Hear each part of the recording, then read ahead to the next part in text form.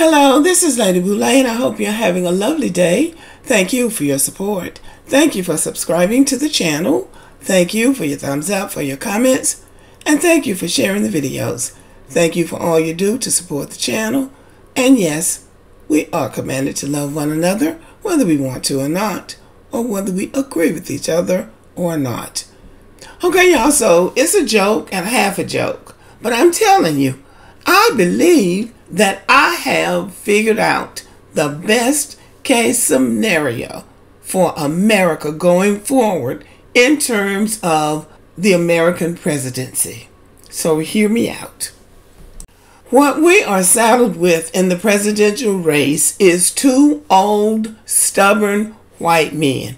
Neither one of them is going to give up. Neither one of them is going to step aside. So they've got to be dealt with. So there is no easy, pleasant solution to this. So it's just going to have to play out. I believe now we are coming to realize that. So my hope, and I believe this is reasonable, that Donald Trump actually wins the presidency. Donald Trump wins the presidency. Because if Donald Trump wins, then we're done with Joe Biden and Kamala Harris. We don't have to worry about a Harris presidency. And then she'll have to go out there and make it work on her own. And we'll see how that works. If Joe Biden decides to step aside, I don't believe that Kamala Harris will automatically be the Democrats' nominee. I believe that they will then go through a process. And you can bet there are people in line who want to be the nominee. We can throw it up in the air and talk about the polls all we want to. But America has not had a woman president. And I don't believe they're going to start with Kamala Harris.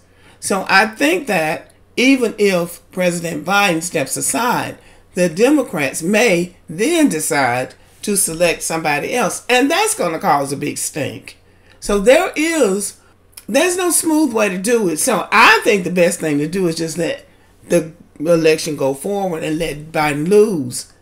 But Donald Trump becomes president. He is a convicted felon and cases are still pending against him. Now, he's not going to be able to get out of all of that. He has committed crimes that anybody else would already be in jail by now. So he's not going to be able to get away with everything. At some point, he's going to have to pay the piper. So my hope for Donald Trump is that somewhere along the way, he will be forced out of office due to his misdoings and his criminal activity. In this scenario, you kill two birds with one stone. We get rid of these old white men who were born during the Jim Crow era with their Jim Crow era ideas. That way, you can bring in maybe a moderate Republican who will clean up some of this riffraff that's going on in America, especially relative to all of this illegal immigration. America was built on the slave system, and it has existed and sustained itself on a low-wage system. So what can happen with immigrants, if they want to work, then they need to be vetted. They need to be investigated to see if they're fit for the American system. Then they go to work. And ones who are not here to work get deported back to where they came from or go to jail. Give them a choice. You always give people a choice. Because what they're not going to do under the system that I'm talking about is sit up on the computer all day long trying to build a platform on social media, bothering people, and engaging in criminal activity. So that we need to really clamp down on that. Yeah, they need to have stop and frisk, but it needs to be for these illegal immigrants. We need somebody who's going to be strong, just like the Texas governor. Like you ain't got to go back where you came from, but you're going to get the hell up out of here. That's what we need. And I don't believe a Democrat will do that, but I do believe a Republican would. Now, they're trying to scare black people with the 2025 project, trying to make black people think that they're going to be so hurt by the 2025 project. Well, this is my assessment of the 2025 project, and I've read a lot of it. Not the whole 922 pages, but I've got a pretty good summary of what it's about. Now, let me back up a little bit. The Project 2025 is really a project, is the brainchild of the Heritage Foundation. Those are a bunch of old white men and their immigrant allies who really want to turn this country back to 1850. They want to go back to 1850, but they will settle for 1950. You know, there's a scare tactic every election season. Somebody comes out with some kind of a scare tactic to scare black people into going to the polls to vote for the Democrats, because the Republicans are going to put you back in slavery. Well, now they're not using slavery. They're using Project 2025. Now, I have gone over just a summary of Project 2025, but it is wishful thinking on the part of these very conservative people who don't want to compete. They want to push ideas like DEI, diversity, equity, and inclusion, and try to make it seem like it's about people taking things away from white Americans, black people, and whoever else they are targeting. But what DEI really is, it is a defense mechanism that white Americans are using because they don't want to compete. They don't want to compete with black people. They don't want to compete with qualified immigrants. They don't want to compete with women. Men don't want to compete with women. And they want to control the behavior of other people. But the DEI is not about immigrants or black people or minorities, whoever those minorities are, getting something that they don't deserve. DEI is about white people not wanting to compete. They just want to come in and get the top job and let everybody else get the job below them and do the work. Because that's how America has been running for many centuries. Just make the black people do the work, and the white people would get the title and the money. Quick story. My husband went to Alabama A&M University, and when he was a student there, they had a major there, a curriculum called drafting. Now, drafting is really foundational engineering.